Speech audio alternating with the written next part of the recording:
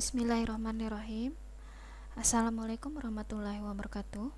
Sekarang kita akan membahas materi tentang akun dan penggunaannya pada mata kuliah pengantar akuntansi 1.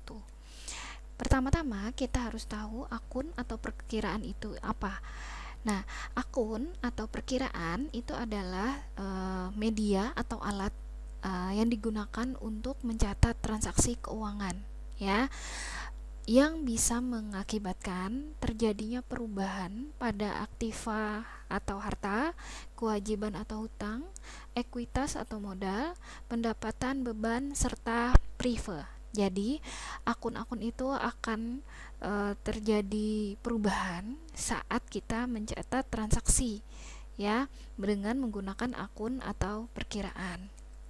Nah, fungsi akun atau perkiraan itu yang pertama adalah untuk menunjukkan tempat pencatatan. Nah, tempat pencatatan dari unsur aktiva atau harta, kewajiban atau hutang, ekuitas atau modal, pendapatan, beban, dan juga prive. Ya, karena saat kita menggunakan akun, kita akan tahu di mana mencatat aktiva, kewajiban, serta ekuitasnya, di debit atau di kredit. Nah, ini akun ini fungsinya adalah yang pertama menunjukkan tempat pencatatannya di mana. Kemudian yang kedua adalah menunjukkan perubahannya. Perubahannya itu bisa bertambah atau berkurang, ya, dari unsur harta, hutang, modal, pendapatan, beban, dan prive ini. Jadi fungsi akun yang kedua itu adalah untuk memperlihatkan kepada kita bahwa terjadi perubahan pada akun pada unsur-unsur harta, modal, utang, pendapatan, beban, serta prive. Nah, fungsi yang ketiga itu adalah sebagai sumber informasi tentang posisi harta, utang, modal, serta perubahan-perubahan lainnya sebagai dasar dalam penyusunan laporan keuangan. Oke, kita lanjut. Nah, akun ini bisa digolongkan menjadi dua. Yang pertama adalah akun real atau biasa disebut akun terbuka. Yang kedua adalah akun nominal. Nah, akun real ini adalah akun yang masuk akun yang pada akhir periode itu akan dimasukkan atau dilaporkan pada neraca, yaitu akun aset, akun kewajiban, dan juga akun ekuitas. Dan akun nominal adalah akun yang pada akhir periodenya dilaporkan dalam laporan rugi laba. Komponen dalam laporan rugi laba kan ada akun pendapatan dan juga akun beban. Nah, jadi di dua penggolongan ini sudah jelas kita bisa melihat dalam skema yang ada bahwa dalam akun dalam buku besar itu ada dua golongan. Yang pertama akun real, yang kedua akun nominal. Akun real itu mencakup akun aset, akun kewajiban, dan juga akun ekuitas. Sedangkan akun nominal itu adalah akun pendapatan dan juga akun beban. Nah, di sini ada pengelompokan. Yang pertama adalah aktiva lancar. Aktiva lancar ini terdiri dari kas, surat berharga, piutang wesel, piutang usaha, persediaan barang dagang, beban yang dibayar di muka atau biasa disebut persekot, kemudian juga perlengkapan. Ya, jadi aktiva lancar ini adalah aktiva yang jangka waktu atau kepemilikannya dalam jangka waktu yang pendek atau biasanya dipakai untuk operasional perusahaan. Ini aktiva lancar, ya.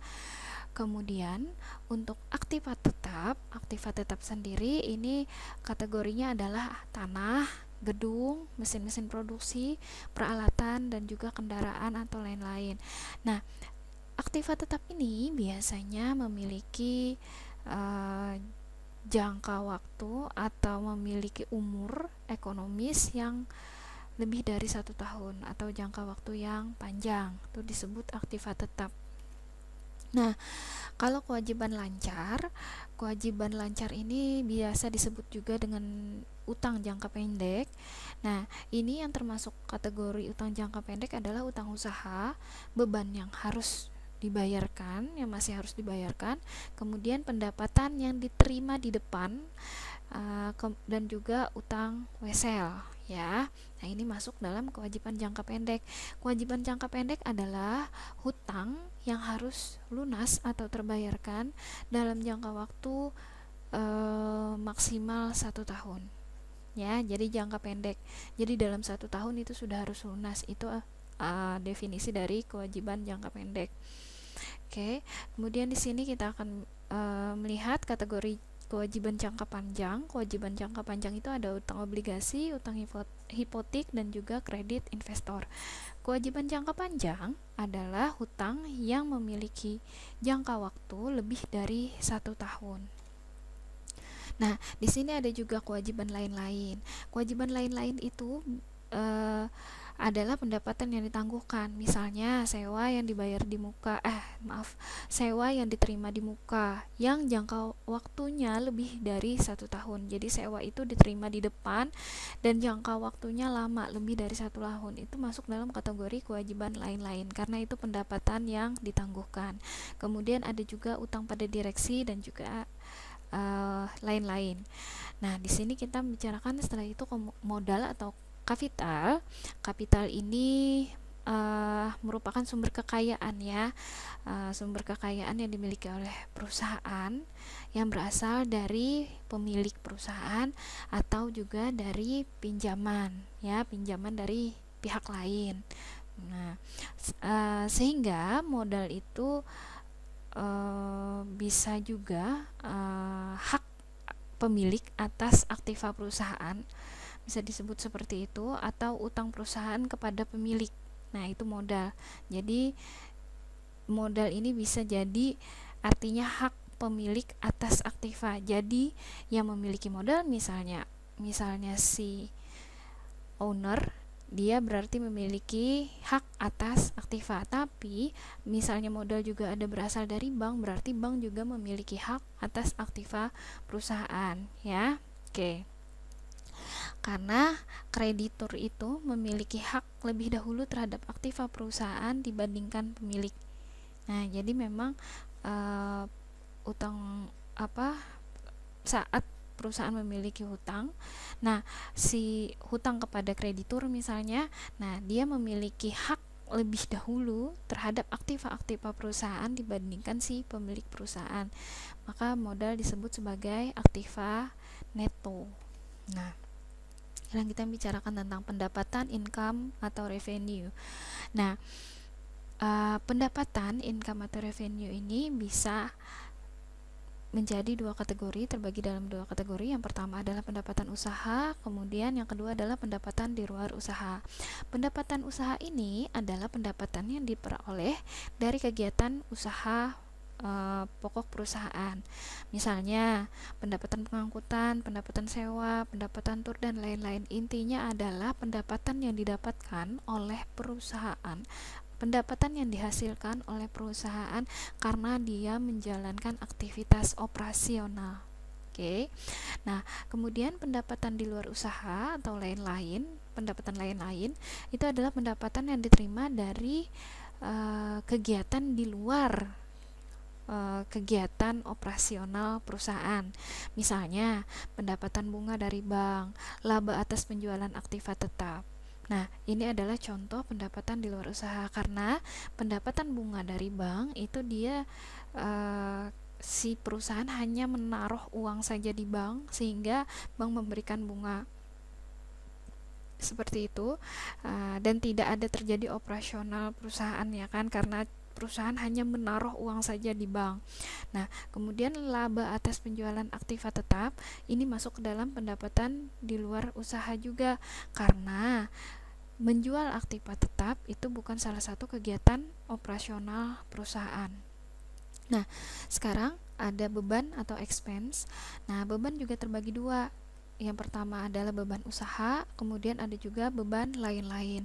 Beban usaha adalah biaya atau beban yang yang dikeluarkan oleh perusahaan karena adanya aktivitas operasional pada perusahaan. Misalnya beban gaji, beban sewa dan lain-lain. Ya kan? Beban gaji itu adalah kita membayar gaji karyawan saat karyawan sudah melakukan kewajibannya untuk melakukan kegiatan operasional perusahaan, maka dia masuk dalam kategori beban usaha.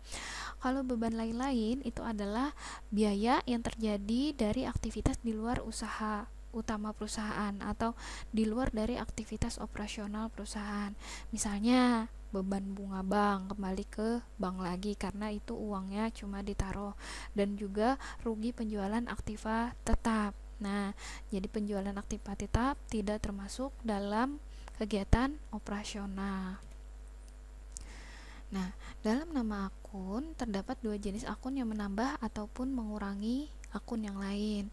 Nah, akun yang selalu menambah akun yang lain itu adalah misalnya beban akut pembelian dan juga agio saham.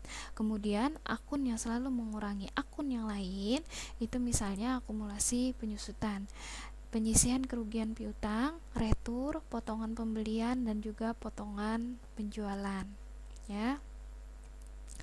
Nah, bentuk-bentuk akun. Ya, di dalam praktiknya biasanya kita mengenal macam-macam bentuk akun.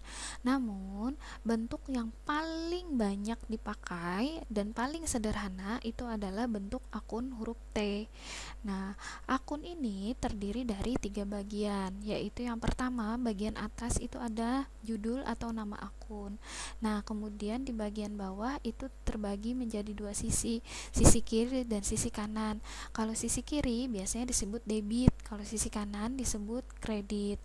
Nah, kemudian kedua ruang sisi ini, kiri dan kanan ini, dia mencatat peningkatan jumlah pos atau item yang bersangkutan serta untuk mencatat penurunan jumlah pos atau penurunan pada jumlah pos atau item yang bersangkutan. Jadi sisi debit dan kredit ini untuk menunjukkan peningkatan ataupun juga penurunan pada jumlah item atau pos masing-masing akun, ya.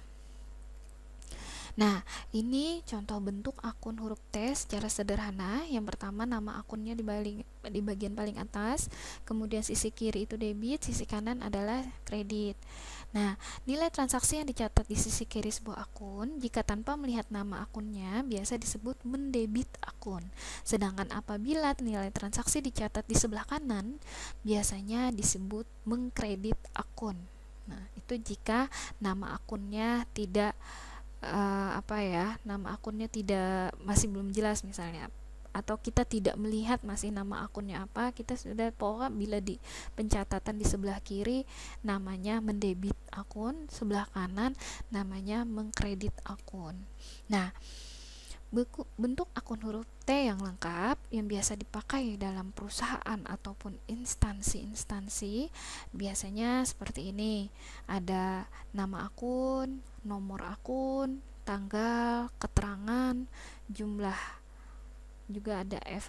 Nah, untuk nama akun itu diletakkan di bagian paling atas kan, kemudian dituliskan di tengah-tengah. Nah, kolom tanggal itu digunakan untuk mencatat tanggal transaksi yang terjadi, sedangkan keterangan itu adalah digunakan untuk mencatat apa sih transaksi apa yang terjadi dalam pencatatan ini, sehingga dia memberi keterangan ini apa yang sedang terjadi, transaksi apa yang terjadi. Kemudian penggunaan kolom F ini dia berkaitan dengan penggunaan buku jurnal, diisi dengan halaman jurnal pada saat melakukan posting ke buku besar atas pencatatan transaksi di buku jurnal. Jadi ini berhubungan saat perusahaan akan melakukan posting ke buku besar, jadi dia perlu ini halaman berapa jurnalnya. Jadi dia memang pencatatan di dalam perusahaan itu biasanya sudah terprogram, sehingga kolom F ini biasanya diisi untuk diisinya itu untuk mengetahui di mana akun itu karena dia secara otomatis biasanya terposting dalam buku besar, jadi udah tahu halaman berapa, itu dia otomatis F-nya. Saat kita mungkin nanti di perusahaan mengisi kolom F ini itu udah ada saat kita mengisi dia udah bisa langsung melakukan posting ke buku besar, biasanya seperti itu. Dan kata lain, kalau kolom F ini dipakai atau diisi untuk melakukan cek silang dengan halaman buku jurnal untuk melihat keabsahan atau kebenaran pencatatan suatu transaksi, ya. Oke. Nah, di sini kita akan membahas tentang membahas tentang aturan pencatatan suatu akun. Nah, jika di sisi debit, maka transaksi yang terjadi adalah bertambahnya akun aset, kemudian berkurangnya akun utang, berkurangnya akun modal. Itu jika kita mencatat di sisi debit. Kemudian di kredit itu apabila terjadi pengurangan terhadap akun aset, maka dicatat di bagian kredit. Apabila terjadi penambahan pada akun kewajiban atau hutang, maka kita mencatat di bagian kredit. Kemudian apabila terjadi penambahan pada modal, maka kita juga akan mencatat pada bagian kredit atau sisi kanan, ya. Oke, nah di sini pendebitan dan pengkreditan akun aset itu jika akun aset itu bertambah, maka sisi debit sisi debit ini akan mencatat peningkatan jumlah aset. Nah, sisi kredit dia akan mencatat penurunan jumlah aset. Nah, aturan pendebitan dan pengkreditan akun kewajiban jika bertambah, maka dia akan dicatat di bagian kredit. Jika akun kewajiban ini berkurang atau terjadi penurunan, maka dia akan dicatat di akun di sisi debit. Nah, mengapa demikian? Karena kita kembali ke persamaan dasar akuntansi, di mana kita mengingat bahwa di dalam persamaan dasar akuntansi aset sama dengan liabilities ditambah equity. Jadi di situ terlihat jelas aset berada di sisi kiri, liability di sisi kanan, kemudian equity juga ada di sisi kanan. Sehingga masing-masing akun itu, jika akun misalnya aset yang berada di sebelah kiri terjadi peningkatan atau penambahan, maka jelas kita mencatatnya di sisi kiri. Jika aset itu berkurang, maka kita harus mencatatnya di sisi yang berlawanan, yaitu di sisi kanan. Begitu juga sebaliknya, saat kewajiban dan juga ekuitas, kewajiban dan juga modal itu berada di sisi kanan, maka jika akun kewajiban maupun modal bertambah, maka jelas kita akan mencatat di sisi kanan atau di kredit. Jika akun hutang dan juga modal ini terjadi penurunan atau pengurangan, maka dia akan dicatat di sisi yang berlawanan, yaitu di sisi kiri, debit, di sisi debit. Nah, aturan akun ekuitas juga sama, ya. Akun ekuitas sama dengan akun kewajiban karena mereka memiliki sisi yang sama, yaitu sisi kanan pada persamaan dasar akuntansi. Akun-akun modal bisa dijabarkan menjadi 4 jenis akun, yaitu yang pertama akun modal pemilik, kemudian akun penarikan modal pemilik atau owner withdrawals, ketiga adalah akun pendapatan, keempat adalah akun beban. Nah, di sini ada aturan pendebitan dan pengkreditan akun pendapatan dan juga beban. Akun beban dia jika bertambah beban itu atau mengalami peningkatan, maka dia akan dicatat di sisi debit atau di sisi kiri. Jika beban itu berkurang, maka dia akan dicatat pada sisi kanan atau kredit. Sebaliknya, akun pendapatan itu jika dia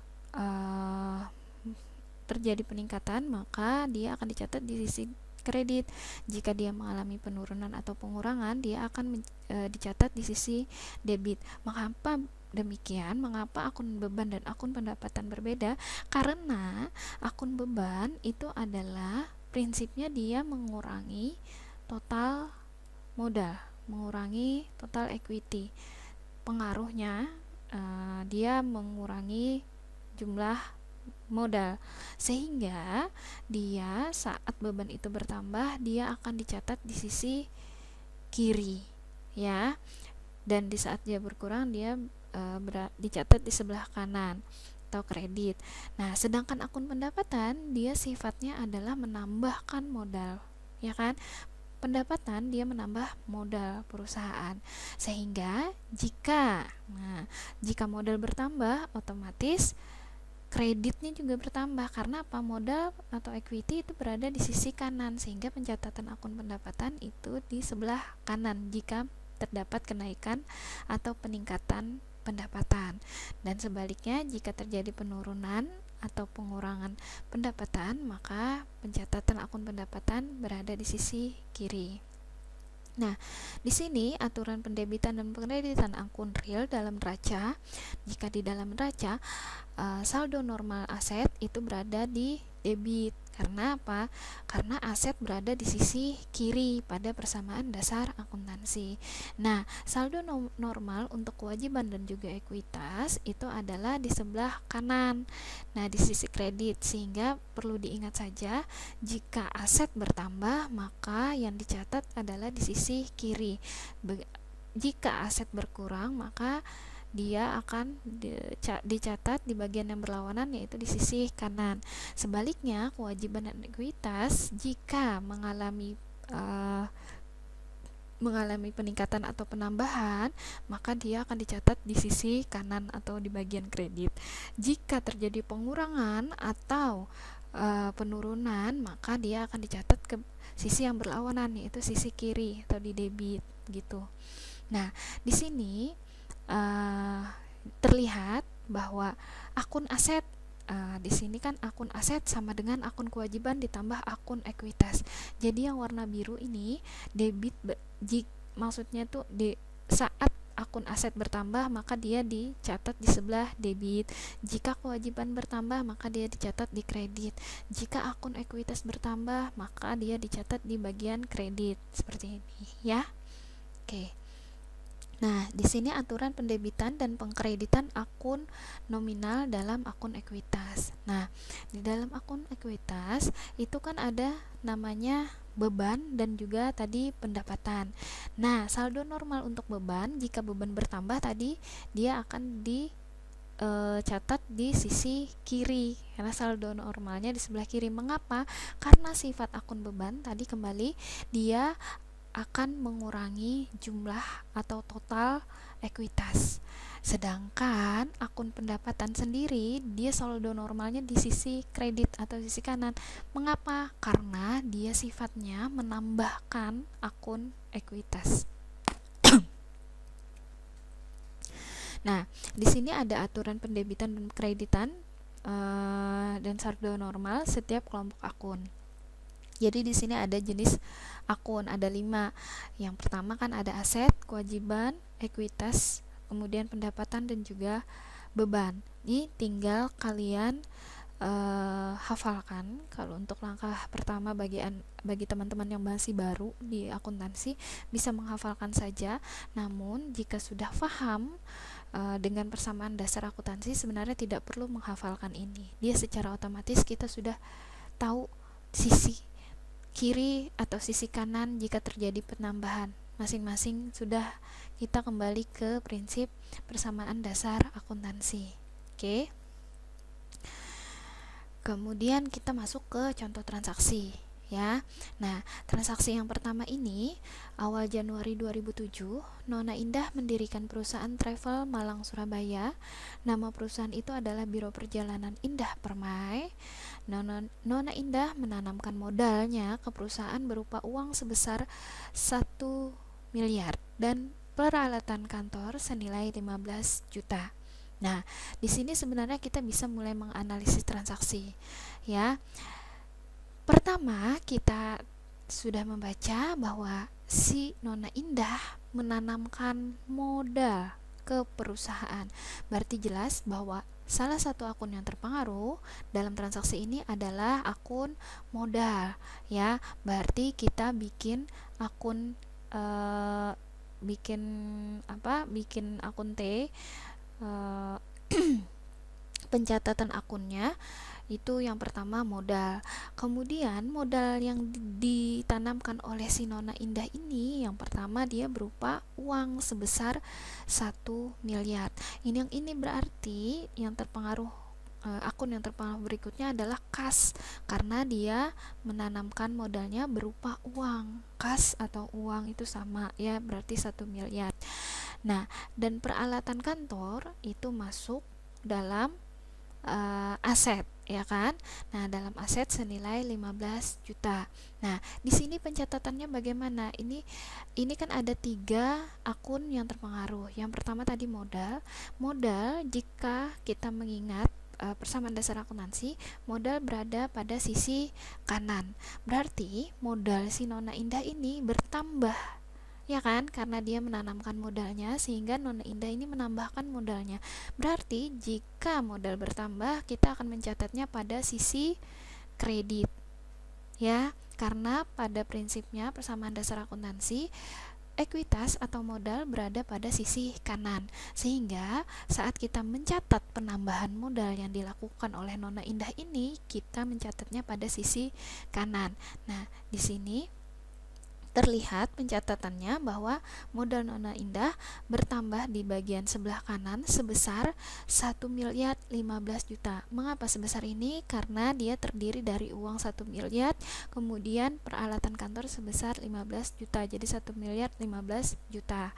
Itu adalah total modal yang dikeluarkan oleh Nona Indah. Nah, kemudian modal yang 1 miliar 15 juta ini dia kan terbagi menjadi uang dan juga peralatan kantor. Uangnya sebesar 1 miliar.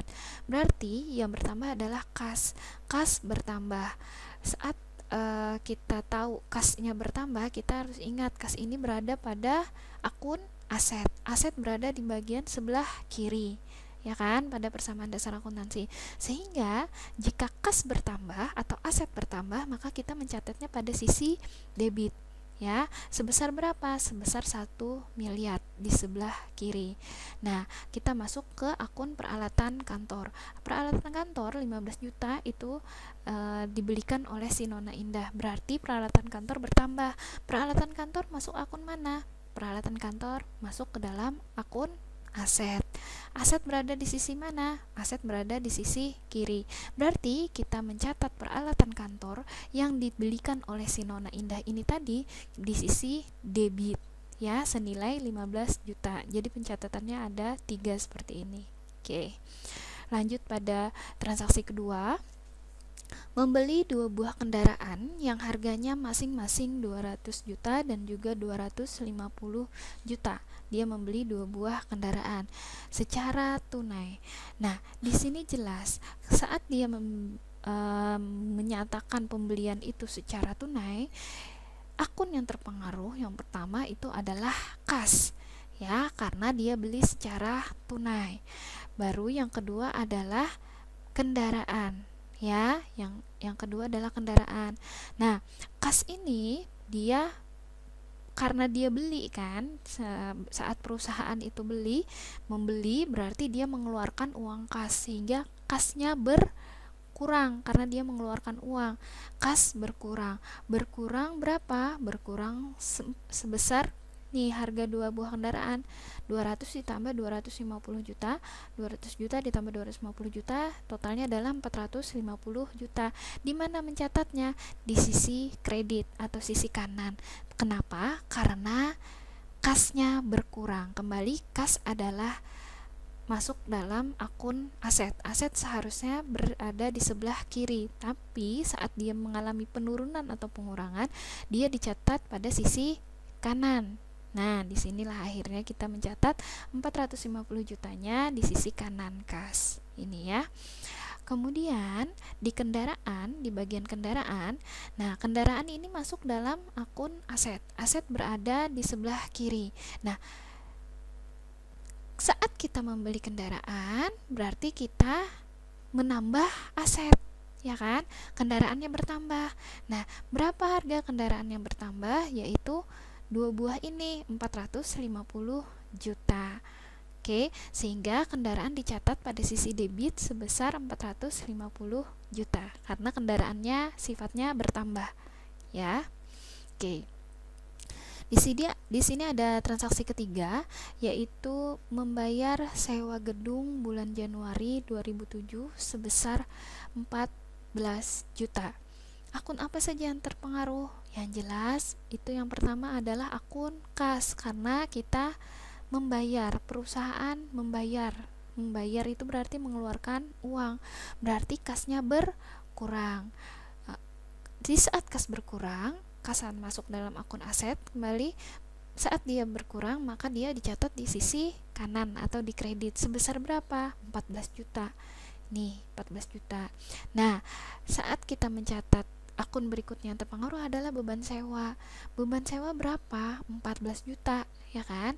Beban sewa, kembali tadi kita mengingat aturan pencatatan bahwa jika beban bertambah maka dia akan dicatat di sisi kiri atau di debit, sehingga pencatatannya seperti ini, ya.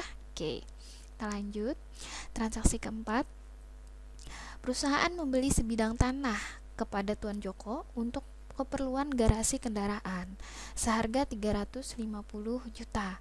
Dari harga tanah tersebut, sejumlah 200 juta dibayar secara tunai dan sisanya dibayar dalam waktu 2 bulan.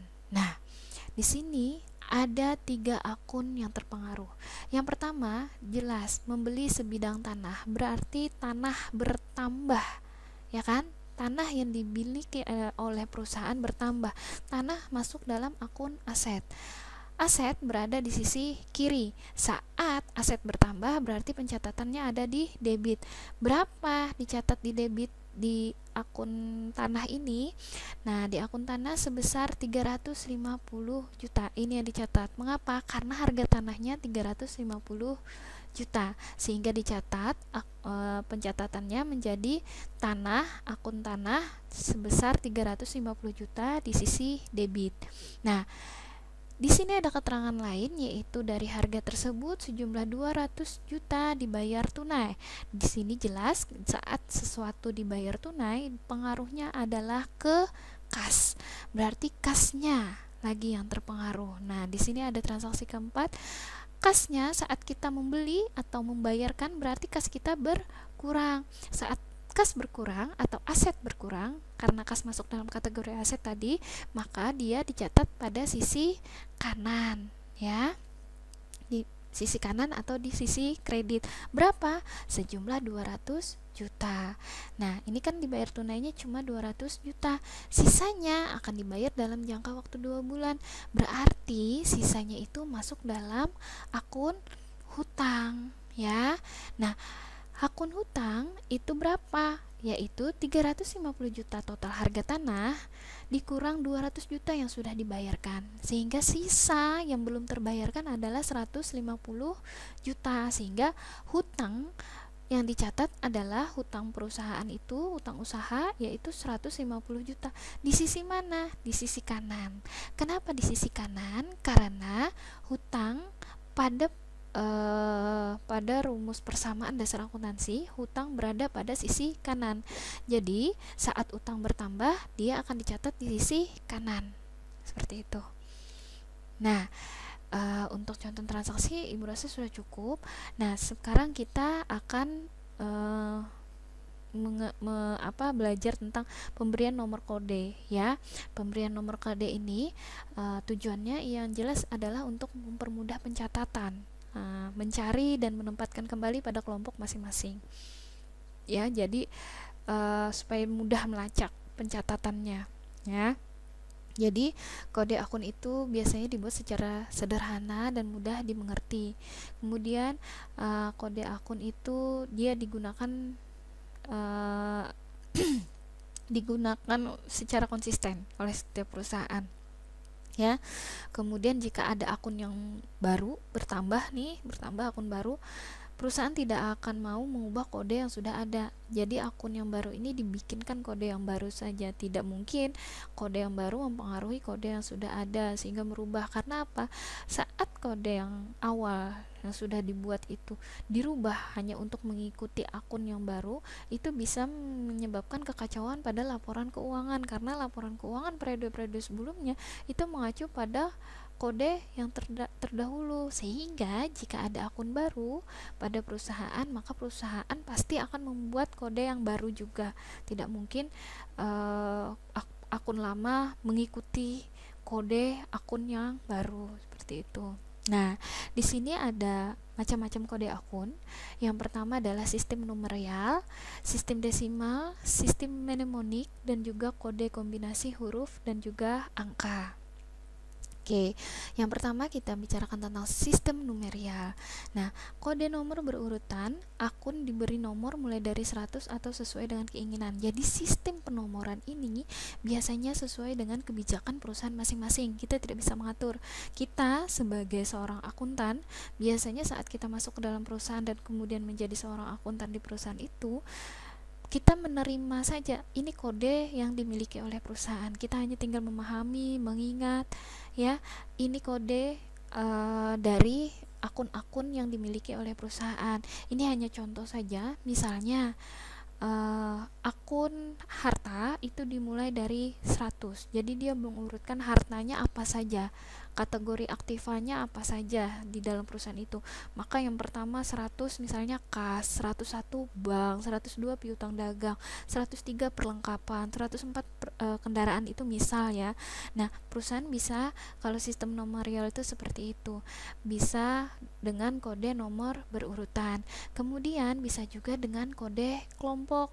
Kode kelompok itu jika akun diberi kode 3, maka angka pertama, maksudnya jika akun diberikan kode 3 angka gitu, maka angka pertama itu menunjukkan kelompok, angka kedua menunjukkan golongan, kemudian angka ketiga menunjukkan jenis akun.